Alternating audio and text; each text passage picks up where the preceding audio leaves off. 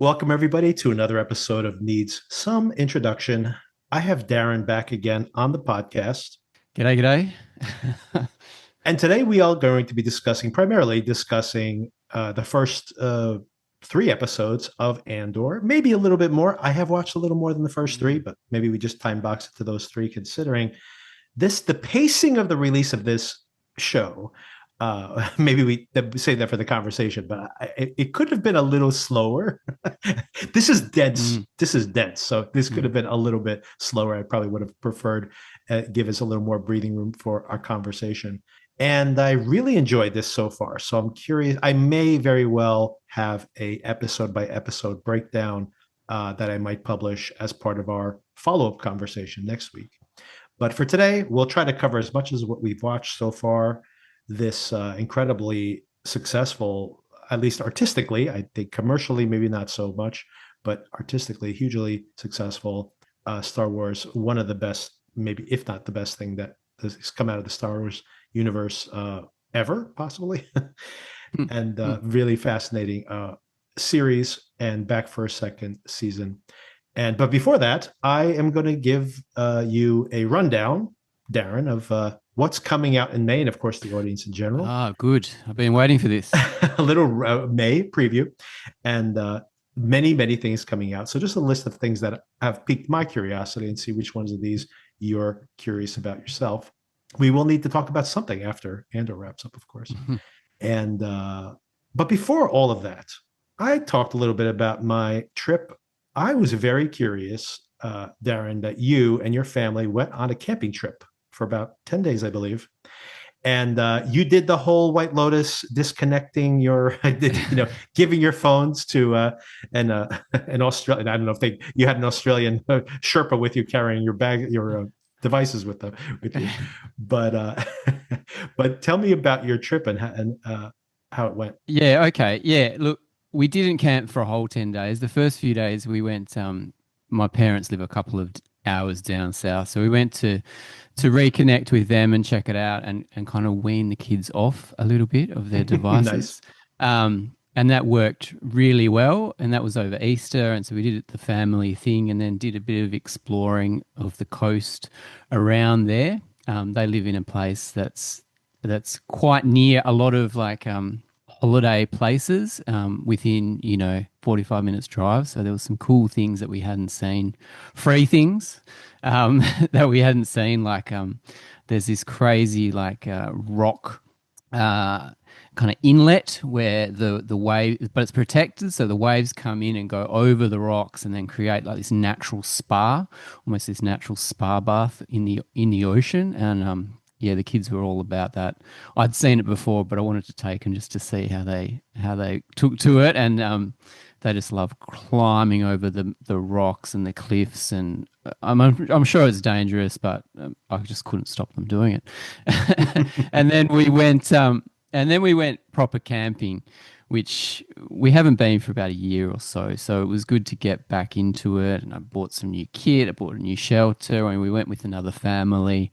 So their kids played with ours, and there was no injuries, which was the main thing. That all I want out of broken camping. bones. That's fantastic.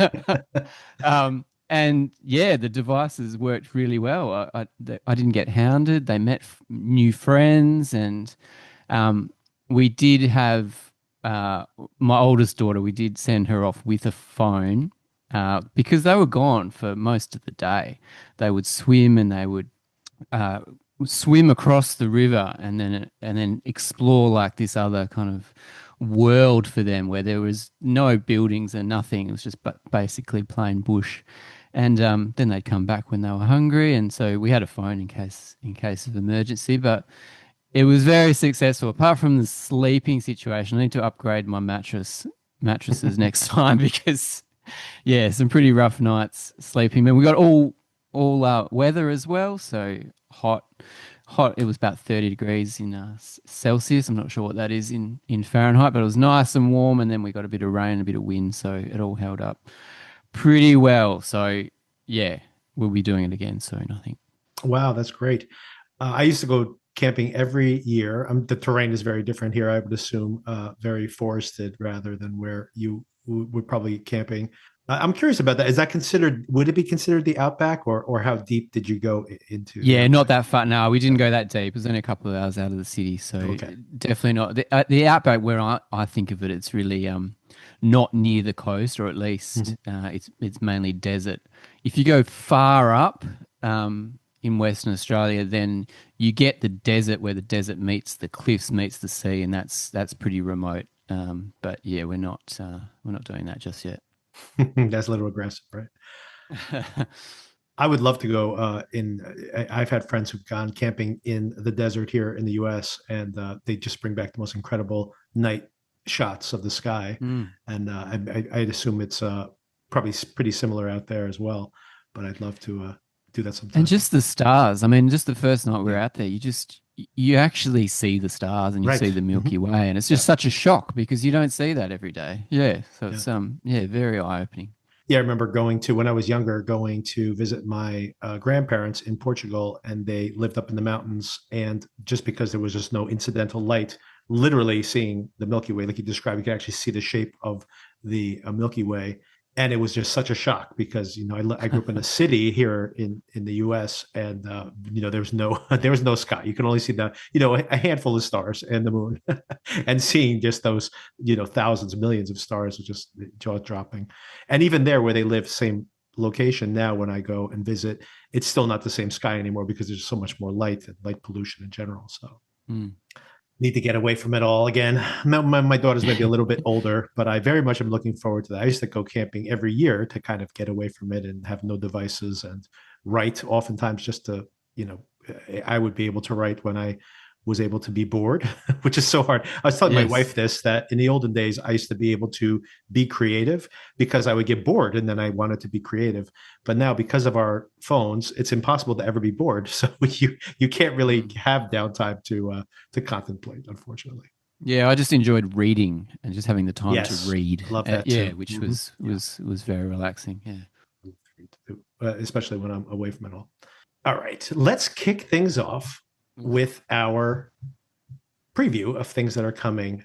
First of all, I'm going to start things off May 1st. This is coming tomorrow. I guess I'm publishing this on May 1st. So everybody today, as you're hearing this, that this is one of my most anticipated shows of the entire year. It's not something that I think gets headlines or whatever, but it is an incredible show. And Darren, I think you'd like this if you are familiar with it. You may already have watched it, which is 100-Foot Wave. Have you watched this? Oh yeah, I have. Yeah, I watched the first season. Yeah, which was based in Nazaré in Portugal. In Portugal, correct? And actually, there's two seasons. If you haven't seen season two, I highly recommend season two. It's such a huge upgrade in production. It takes place during the pandemic. Is that the one you watched by chance? Yes, I think so. Yeah. Okay, so you probably saw season one and season two. Season one is like takes it's like spans about 10 years as this becomes a thing. Season two was specifically when this has become an annual event, and it covers, I think, 2 years in the uh, contest, which span the actual. They canceled it one year because of the pandemic, and then the following year. Well, this is the subsequent year. Apparently, something tragic happened during this making of Mm. this particular episode season of the show. And it comes back next week, and it goes week to week. It's on HBO or Max as you would watch it. And I recommend this to everybody, and everybody I know. I mean, I recommend this to everybody, even something to watch with your kids, as long as they don't mind that there's a lot of expletives when people go crashing into rocks or something or fall off their boards. But other than those kind of expletives, even this is relatively family friendly show. And I like just the idea of someone just being really passionate about something and maybe a little crazy. And I'm always fascinated by athletes and who are sometimes don't even understand what drives them to pursue a particular obsession, or anybody for that matter. And it's just incredible visuals, just stunningly beautiful photography. So first, you could just put it on as something to have in the background, just as like a screensaver in the living room while you're hanging out.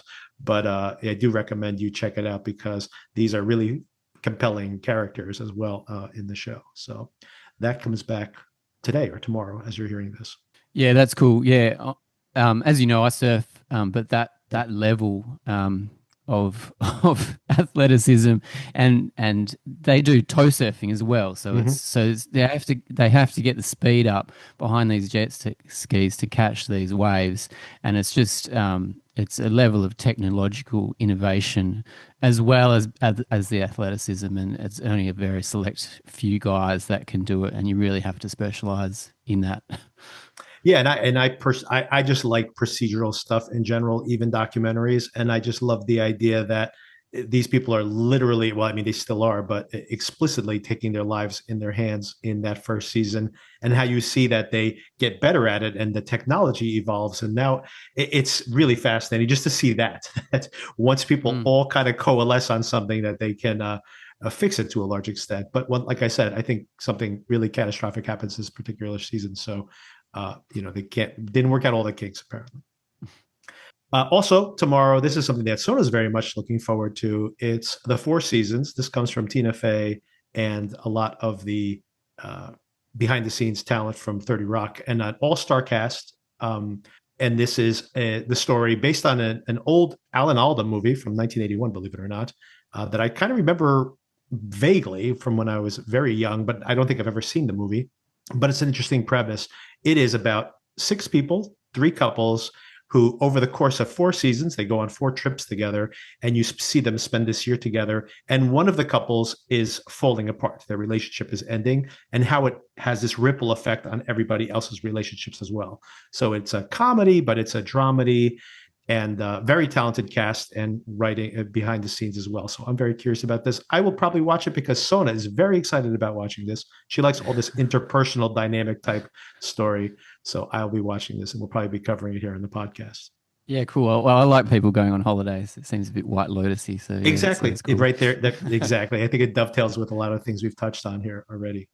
Okay, 1 week later, May 8th, next Thursday, everybody. Poker Face is back. I love Poker Face. Ryan Johnson, who loves these kind of detective stories, apparently. And this is his Columbo style mystery of the week type anthology series, of course, starring Natasha Lyonne as some woman who has this literally, or it seems to be, a supernatural ability of knowing whenever anybody is lying, and she's absolutely never wrong.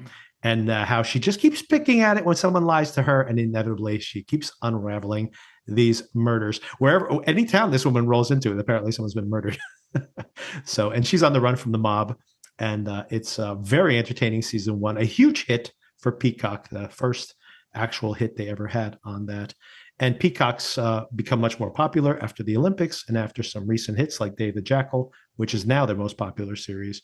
So this is probably poised to become a huge hit for them. And they have scaled up this all-star cast of these 12 episodes. There's 3 week 1, and then it goes week to week after that. These are just some of the people in here.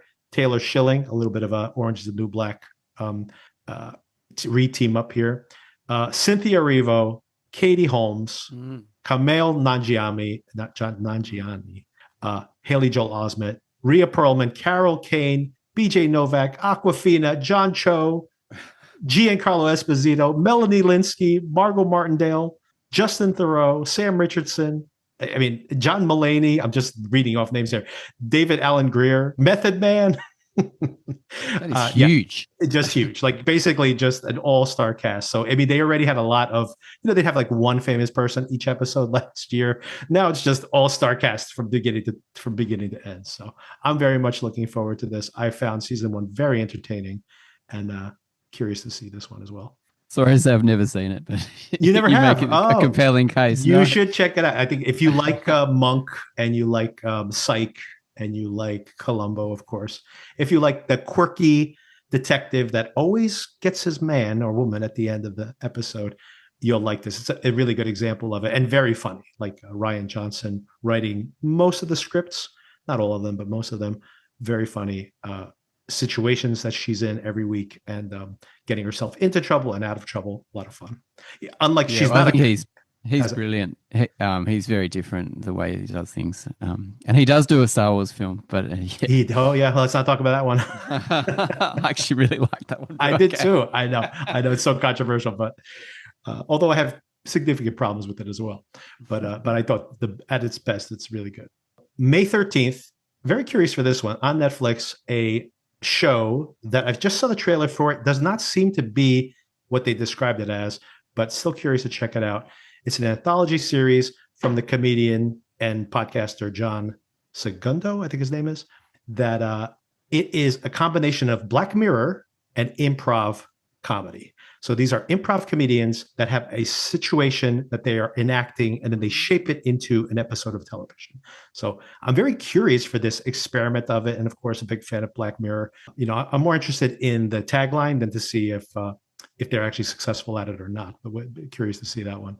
That's on May 13th, and then also on Netflix, May 15th. Speaking of Black Mirror, Love, Death, and Robots, which is another anthology, which usually shows technology going badly. You have not sampled this yet, have you, Darren? I've never seen it, but I saw, is David Fincher involved in it? Yes, he's a producer on the show, and he has directed. You should see the episode he's directed. Is really, really well done. Okay. But I recommend the entire series. It's very uneven, extremely uneven, but there is probably, I'll probably have an episode where I have like a starter kit for the season. I think there's about 5 or 6 episodes that are absolute genius. And minimally, everybody should watch those 5 or 6 episodes because collectively they are maybe 45 minutes long. So, I mean, you really should put in the work there. I mean, the entire whatever number of episodes are up to now, because some of them are pretty short. Some of the Fincher episodes over half an hour long. It's one of the longest ones, but most of the other ones are 10, 15 minutes long.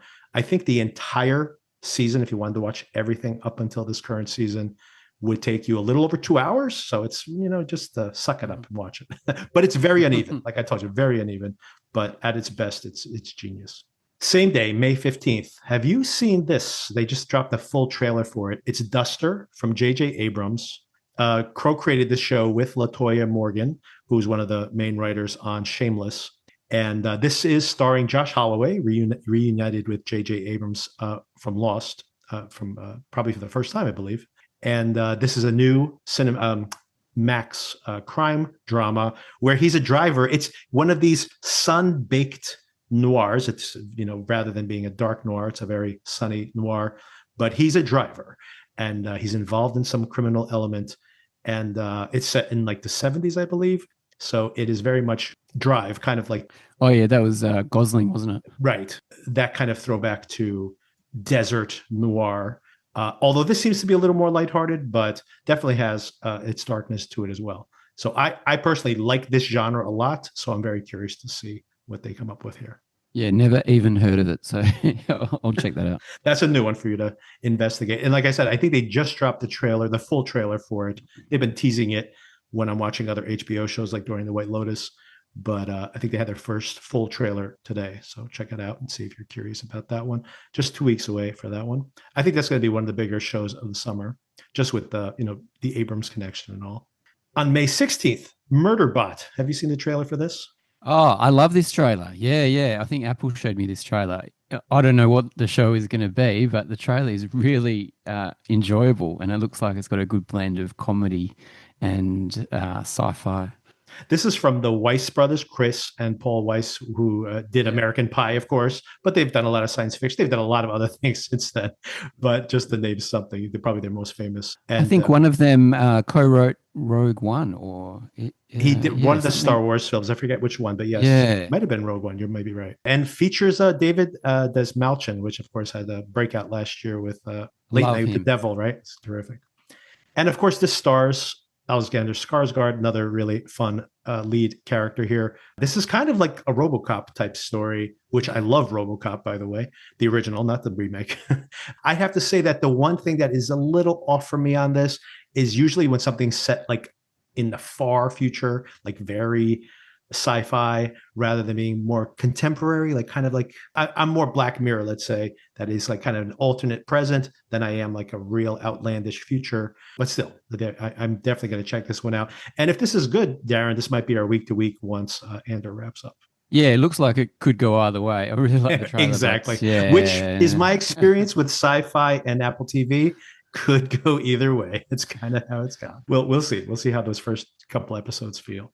On May 21st, Nine Perfect Strangers is coming back for season 2. We did cover this show on the podcast. I wasn't a huge fan of season 1, but I do find season 2 an alpine set resort where people get high and get into trouble on this. Another one, it's very White Lotus adjacent again, so it might work for our audience. I'm skeptical, but we'll see. We'll see if it works out or not. But it is something we'll probably be sampling here. On May 23rd, Fountain of Youth is coming to Apple TV. For better or worse, Guy Ritchie has made this giant, his version, I guess, of National Treasure. John Krasinski and Natalie Portman, playing his sister, actually, are traversing the world looking for the Fountain of Youth. And this is an all-star cast with Domhnall Gleeson, Eiza Gonzalez, Stanley Tucci's in here as well. I'm always up for what Guy Ritchie's doing, so. But this may be a miss for him, but we'll see. We'll see how it goes. Mm-hmm. These giant $300 million productions from Apple TV have not been that successful recently. But I'm always skeptical about these giant ones that these streamers put on. I mean, his buddy Matthew Vaughn made Argyle last year, which was I haven't seen that. Oh my God, one of the worst things you'll ever see. It's such a fiasco. Wow, truly. I mean, worth seeing just for the absolute fiasco that it is. It's like a shocking failure. You know what? Sometimes getting a blank check isn't good. Yes, not great for the creativity. Have you ever seen The Gentleman, by the way? No, that's one I haven't seen. I watched The Gentleman on my flight back from Georgia, actually, on the recent trip. And what a blast that was. That was really good. That's one of my favorite of his, I think. So I just want to shout that out, because I had seen the Netflix show and actually covered it here on the pod, but had not seen the original film. And man, what a blast that was. It was a lot of fun. All right, May 25th, Rick and Morty's back. Do you still watch Rick and Morty by chance? Oh, wow. No, I fell out of that, but yeah, it had a real moment for me, and I was right into it. But yeah, I haven't seen it for a number of years. I just watched, caught up on last season recently, and it was pretty good. Not as great as people had said it was, like such a return to form. I thought it was good, but not like, I remember that first season of that show, maybe the first and second season of the show, especially the first one. I was like so knocked out. I'm like, man, this is like some of the best sci-fi I've ever seen. I was like so into it, but it's, they've made so many episodes at this point. All right, May 28th, we have a new comedy coming to FX that has a lot of good buzz. It's called Adults. It's all a binge. It's coming out all at once. And it's described as a new, edgier Friends for the new millennia. So I'm very curious to check this one out. Bunch of 20-somethings living in New York, getting into shenanigans. But apparently it's a darker version of Friends, and the buzz on this is really good. Good. I'm all for more adult type things. Indeed. And then this is something I'm very curious about. There's a very popular series of German procedural. It's kind of their version of Slow Horses, but has almost a supernatural or much darker edge to it. It's called Department Q. I think they have made all the books into movies in Germany, and they are huge blockbusters there. The books are very popular. I've read one of the books, and it's very good. And this is from Scott Frank, who's written Logan and Out of Sight, just to name two of his scripts. But he did The Queen's Gambit, of course, which is a huge success on TV. And he's adapted the books into Netflix series. So the first book is adapted into this first, I think it's the first and second book adapted into this first series. And it will continue. Netflix wants to make this thing into like an annual thing. They want this to be like their Slow Horses. So I'm very much looking forward to this. Kelly MacDonald's in it, leader of the ensemble, but all these actors all look really solid. It takes place in Edinburgh. Matthew Good's in it as well. So anyway, very much looking forward to this one. And that's coming out on May 29th. And it's transferred from a German setting, isn't it? So it's not in German, it's in English. Correct. Yes, they moved it to England. Correct. All right. And then on May 31st, ending off the month with Jesse Armstrong's first directorial effort as a movie director, a movie called Mountainhead. The trailer has just dropped on HBO Max. Yeah. And this is an all-star cast where these billionaires are together at some getaway where apparently some cataclysm has, like, basically the world is ending and these billionaires are hanging out together. And the cast includes Steve Carell, Jason Schwartzman, Rami Youssef, pretty talented folks here. And of course, I'm very curious to see anything that Armstrong is going to write and direct. Yeah, I've seen the poster for this. All I've seen is the poster and the title, and it just looks like one of the episodes of Succession. I was like, yes, I'm on board for this. I don't care what it's Exactly. about. It sounds cool.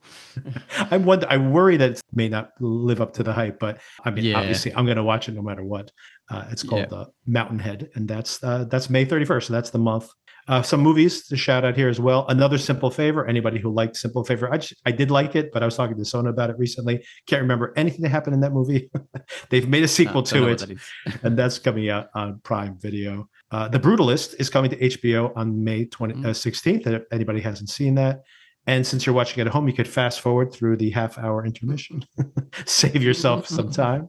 Although I kind of like the intermission, I have to tell you. Maybe we could talk about that if you catch up with it.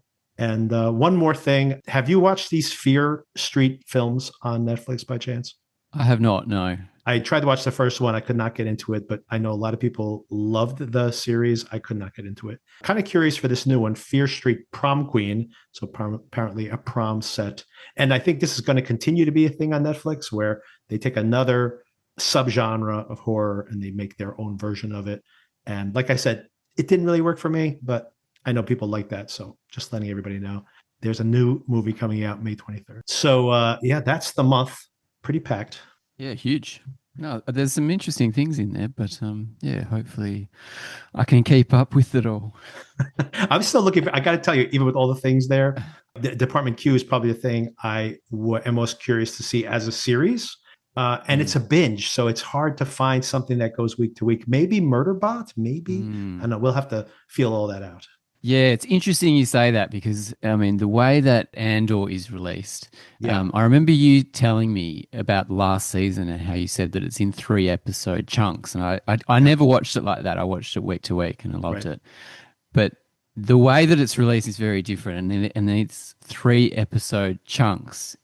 I have been watching them all together, Right. and it is a different experience. I agree. And it's interesting with, we'll get into it in just a moment. But yeah, I think it kind of splitting the difference between something that's like an episodic television series and a real movie, because there, of course, is a culmination in this particular set of first 3 episodes. We've jumped ahead a year from where Andor left off. And then, of course, with the next set of 3 episodes, it says another year has gone by. So we're Yeah. literally jumping a year each time we move through another set of 3 episodes.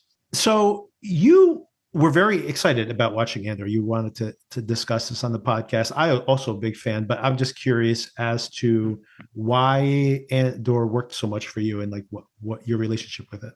I don't want to gush too much about it, but I'm really into it at the moment. I just love the first season. We've seen so many Star Wars shows that they haven't been good enough in my opinion. They haven't really fed into my fascination for it. They've been a little childish. They've introduced characters that I'm not really into, and they've gone different directions where I'm just like, is the next one going to be the one? And Andor, I didn't know anything about it when I watched it, and it just struck me as an incredible drama. It was my favorite drama TV series of that year, and watching it again, watching the new season. I watched all three last night, and I watched the first three all together last week, and it's kind of I'm actually happy that we're not going week to week with it, so I don't have to pay as much attention and Right. pull it apart as we tend to do, and I can just let it wash over me. And the writing is just exceptional, Yeah. and there is a couple of rough bits, maybe in that first three that we can chat about, but Mhm. every scene is crafted so lovingly. It's directed very well, not too flashy, but just it displays the kind of the writing that I want to see, and the elements where there's every character has a deeper story Mhm. that you can see in their face and you can imagine, which is I think is it's prestige TV, and it's kind of rare in some of the things we've been watching lately to see such depth. I think I'm gushing about it already. Yeah, so yeah, that's how I feel about it Yeah, at the I moment. saw the But I mean, I agree with everything you said. It was, if not my favorite series of that year, it was definitely competing in the top three for that year for me as well. And I was just so impressed with it. And it did something that I didn't ever expect a Star Wars movie to do, series or any property to do, which was to have this realistic reckoning with the complexities of not just good guy, bad guy, but what does it take to lead a rebellion? And you think about the wear and tear on the rebels, but on the people who work within the Empire as well, right? Which are just doing their jobs to some extent, and we see it even in this particular first few episodes of this season as well. And it's really grappling with that in a way that I didn't expect to ever see in a Star Wars series. But it also did something that I had been begging Star Wars to do, which was with this massive canvas you have this, and you could literally spin off a whole new series of movies if you wanted to, that would just explore one little section of the mythology of Star Wars. And they couldn't get out of their own way. They kept tying back to the Skywalker mythology. They kept tying back to these little Easter eggs, like they trying to fit like that whole Han Solo movie, like trying to fit that movie into like a card game reference in the first Star Wars movie. It was like ridiculous what they were trying to do, when I'm like, this should not be so hard. Like, and The Mandalorian, which I didn't love, did kind of get that right, to be like, yeah, it's just like Lone Wolf and Cub with a guy in a Boba Fett outfit, and which I enjoyed. Right, I liked the most, but of course, even that they kind of ruined, in my opinion, by bringing in all this other mythology, where just keep it simple, man, just keep it simple. And so Andor did both things, where it was like, no, it's just this small scale, story about how these people just kind of ended up blowing up the Death Star and triggering all the events that are to come. But it's such a small story to get to that point, and told at that character level. So I was like really just totally impressed with it. And like you said, the visuals are incredible. They spent a fortune on this show. They revealed that these two seasons cost them over $700 million. And this is the least successful of all the Star Wars series. So they really believed in it. Give Disney credit for that, for investing in this when they probably are definitely losing money on it. But maybe it'll have a long tail. I hope that there's a legacy for this show for sure. And I think it will have that, actually. But I was really looking forward to this, and we could break down. I've only seen the new set. I watched the first episode last night before I went to sleep, after we had our previous conversation, and I watched a few minutes of the next episode. So I'm not fully caught up, but I did fully watch the first three episodes, and just like you, I watched them in a binge. I was like, well, it's like 2.5 hours long. Maybe I can watch like one episode tonight, and I watched it all the way through. and I really enjoyed it. And on the one hand, I agree that it was good to not feel. By the way, I was actually I put down the notepad, and I was not taking notes while I was watching, because I figured I just have to kind of get the overall story. But then I agree with that, what you said, that I didn't have to really nitpick any of those details. But at the same time, I kind of felt like I was missing out by not watching it so closely, because like you mentioned, there are some incredible dialogue. There's some incredible character reveals that really could just, you could spend a whole episode of this podcast just talking about one scene from one of those episodes. So it is worthy of that level of breakdown. And that's why I was thinking that maybe I will actually have kind of a episode by episode breakdown that I'll record by myself and I'll include that in part as we have our next conversation next week. Because I'd be interested in listening to that as well, because I mean, the first thing that came to mind when you said that was the Cyril's mother meeting and having yes. a dinner together. I mean, you could talk about that forever. It's just incredible writing and acting. Yeah, I mean, that's a great detail, but actually I want to start, but I want to dig into that as well. But one thing I want to dig into right away was I was blown away by, and I don't even know why, because it doesn't seem like it's such a complicated thing, the opening shot of this season of television. Just seeing the Death Star in that, the bay of the this freighter they're on, or whatever, the ship that they're on, and just just that pristine white on white aesthetic. There was just something so bold about it in a way, and I couldn't even understand why it really captured my attention so much. But Tony Gilroy was talking, the creator of the show and writer, was talking about the show. He's been doing media, and he mentioned that the opening scene was supposed to be like a performance, like the lights coming on a stage. And he was saying that this phase of the mythology they're telling is the performance phase. So he's tying that into everybody. So when you see Andor now, a different version of Andor a year later, that he is now luring or recruiting, or at least giving confidence to that informant to follow through with this betrayal she's about to do against the Empire. You see that he is now becoming this rebel leader, but that is a performance. It's something he's learning to do. And Gilroy also mentions that the entire empire, like fascism itself, is a performance. It's a performance of order and control. It's the performance of all these things. So the empire itself is continuously making a performance. So I think that is one of the themes here. But I just love that opening visual, and it was just like really just the never expect that I see a Star Wars movie or series, I should say, open in that way, and there was just something really bracing about it.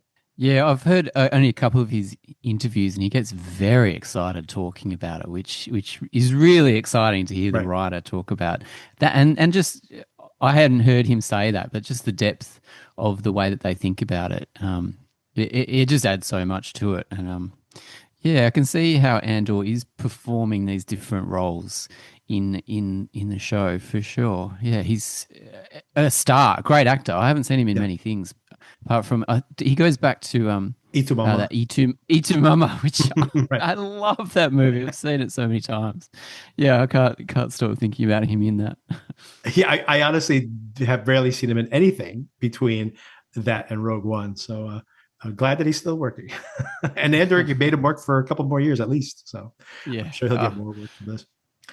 And I like, but yeah, this the whole season hits the ground running for me in that interaction he has with I don't even remember her name, but that woman who is his informant, who's helping him steal the ship, and how she's saying, "I had good times here," and it is a really it's what the show does over and over again.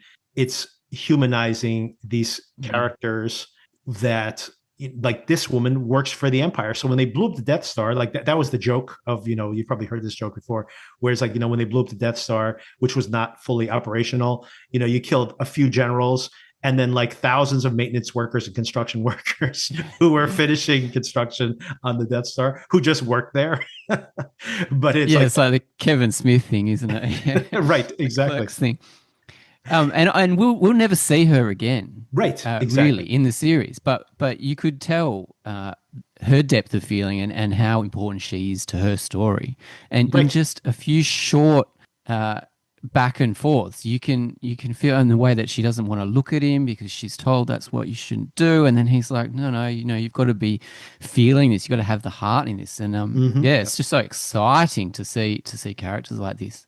And that how he sees that she might be second guessing herself, and minimally, even if she goes through with this, she might have additional, some feelings that, if there's some blowback that might hurt someone she cares about or whatever. But he's like saying to her, giving her this courage, but also, of course, trying to get his agenda completed, Mm. which is that this is something that you can't live with anymore. This is something that, so you're being true to yourself. Finally, this is your real version of yourself that you're in communication with, which is true, but it's such a complex idea that's being wrestled with right out of the gate. This idea that you may have to betray your friends for some greater ideal, and that in the end, these rebel leaders may end up doing some pretty shady things along the way. Mm. And I mean, nothing, Luthen, for example, is such an incredible character. And he's somebody who, you have to assume that he is on the opposite side of this journey than Andor is in. Andor is just beginning to become that leader. You see that even when he meets those total nuts on the moon surface later on, that those idiots, he's still trying to like tell them you got to preserve your water. It's like he's trying to give them some kind of direction, but he's like, this is all I can work with. My God, we're really all doomed.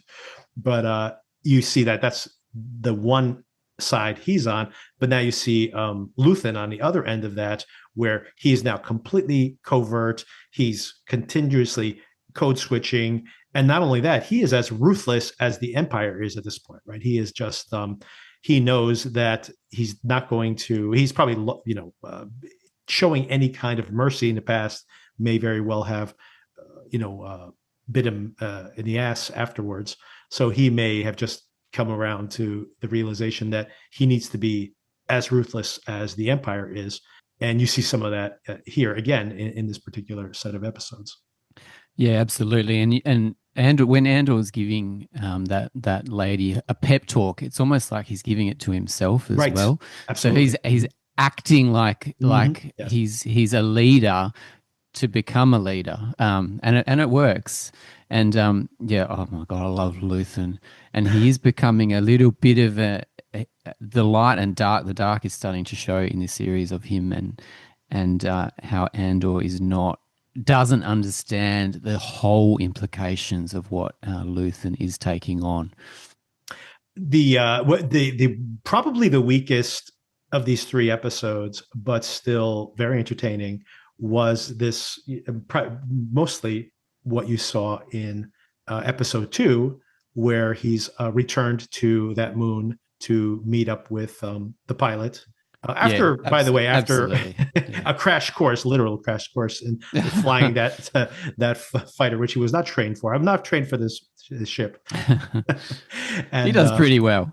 I mean, he learned pretty quickly, surprisingly. He apparently didn't even know how to, whether he was thrusting or firing the weapons at one point, and he figured it out soon enough. So fun, and it's so fun as well. It's not just a serious show. I mean, that was just the heist of the TIE fighter was so enjoyable.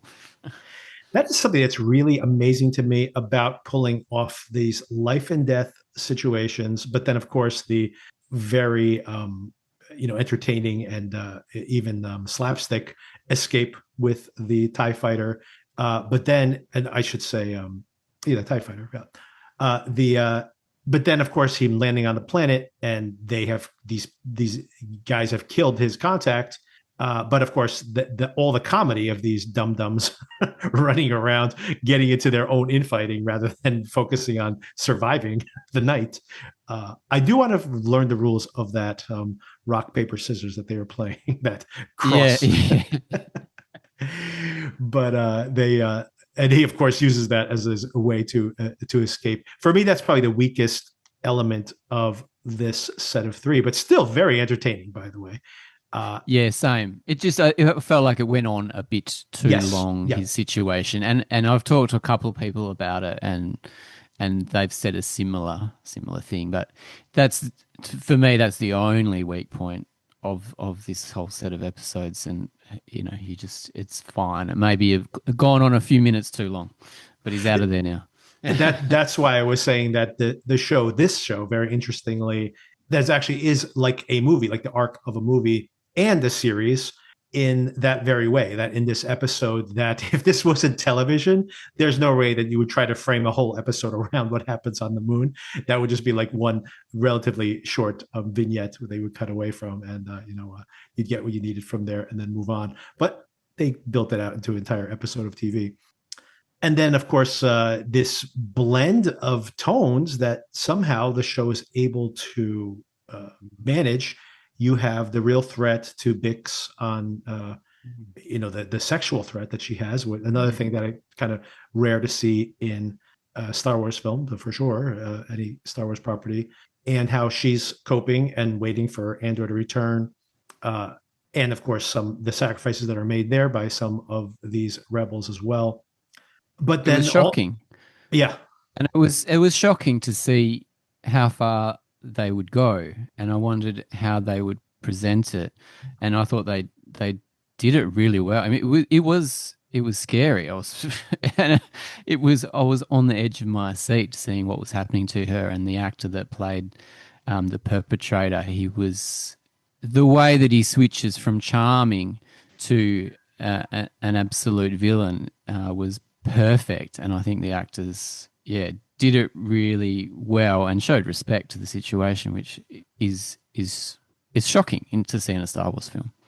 And the threat that he poses as well, like the way he tells her, she's like, "Oh, my husband's coming back soon," Oh, and she's oh, like, "Does he ever worry about you?" And like that you know that paternalism with a threat in it at the same time, a really interesting power dynamic that they obviously are explaining there. And of course something that you could imagine a certain type of you know male who needs this type of position to potentially sexually yeah, exploit somebody yeah, else, right? So yeah. And you think of what the woman could say in that situation to calm him down, and when she says she's got a husband, she thinks that will suppress him, but actually that riles him up a little bit more. It's so scary. and then another thing that in this show is once again somehow able to ride this line of these different tones is, the character's name I can't remember off the top of my head now, but the mother with what's his name, Cyril's mother? Cyril's mother, yeah. So Yeah. Cyril and his mother and his new girlfriend, uh Dedra. Yeah. Oh my God. Shocking. They're living together. I couldn't believe it. and these are truly monstrous people, and but we are watching this like this like Everybody Loves Raymond or something, and it's a pretty amazing, Everybody Loves Cyril, but it's this pretty crazy situation here, and somehow this sitcom situation works in the context of this show where they are planning to exterminate an entire planet of people. I've yeah. I've got to confess, I've got a little bit of a strange attraction to Dedra. In fact, I love all the characters in this show. There's not a bad character in it, and yeah, even the evil ones. Maybe not the guy that accosts Bix, but yeah, Cyril is adorable, and you can understand where Yeah. he's coming from. And Dedra, as ruthless as she is, she's got this kind of attractive power that she can use.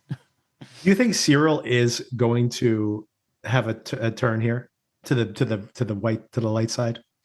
Uh, I don't. And I don't want to. I've seen the latest three episodes, and I'm not going to give anything away, and it doesn't give anything away. But um, yeah, I don't know. Actually, I did see him that in could be interesting. maybe He's the a fourth. company man. Yeah, very much so. But it did seem like he was wrestling. Now I'm out of the context of the first three episodes. In the fourth episode, I think it was that Yeah. he did seem to have conflicted feelings there when he goes to that meeting, where I think he's surprised that he's thinking this could be some nefarious meeting, and they're addressing him as being like, "You're an envoy for the for the Empire. Yeah. We know this, but take this message back to them." And he seems to kind of respect them in some ways. So I was wondering if there's going to be some kind of uh, way that he can, I think there is a way that he can turn, and it would be about his relationship with mhm. Dedra. Yeah. Yeah. I can't But at imagine the Dedra moment, he though. I can't imagine Dedra making that turn. No, no, she would never. Absolutely not. she's really what she's down for the cause. Even though she seems to be, I do not believe for a second that she's not going to follow through with it. But I do think that she is kind of like, do we really need to kill everybody on the planet to get that, to mind that? They're like, we do. That's just what has to happen. And of course, she's the one who comes up with the plan, going like, we need the kind of terrorists that we can control, so we can control the message. She's immaculate. I did listen to an interview with her, and she was talking about when she was trying to find the character, she was watching herself on film, and she was um, just gesticulating with her hands a lot. And she was like, that's not, as soon as she saw it, she was like, that's wrong. So what she did was just put her hands behind her back and Mm-hmm. be very still with the character and to use the costume as this pristine thing that shows her power. And she was like, that's it. That's what works. Nice. I mean, that's usually, not usually, but I think that stillness in general shows a level of power and control, right? Mm. You don't need to move so much. I love And her that, boss as well. He's just yes, yeah, so good. The way that he listens, he's got so much power, but he listens to everybody, and the way that he controls the room is exciting. he seems so reasonable. And of course, let's wrap things up by talking about the wedding. What did you think about this whole wedding sequence? Loved it. Disco Ravebot 2000. That Yeah, love that so music, good. right? I was, yes. Oh, the music bangs. Yeah, I want to listen to that again. And Mon Mothma just going. No, Mhm, I yeah. mean she's an absolute star. We haven't talked about her at all. She was an absolute star of these three episodes, and the way that you can see your mum at a wedding taking shots and just going a bit crazy, but the weight of what she has behind her and what she's thinking about, she's not letting loose. She's just in turmoil. And one of my favorite scenes in the wedding was her husband's speech. Yeah. Mhm. And we still I don't have a handle on this guy, and I'm not quite sure where he's going to fit, but I think he's going to play a really big part in it. And when he gave that really poignant speech, he's obviously a politician as well. Um, and it cut to the faces of Mon Mothma, and it cut Mhm, to yeah. perhaps it was Luthen as well, perhaps there was a couple of others in there, and you could see how much they're thinking about, and you could almost see their thoughts, and you could feel the weight of what they're dealing with, and it was just it's so good to see that on in a TV series. I'm just loving it.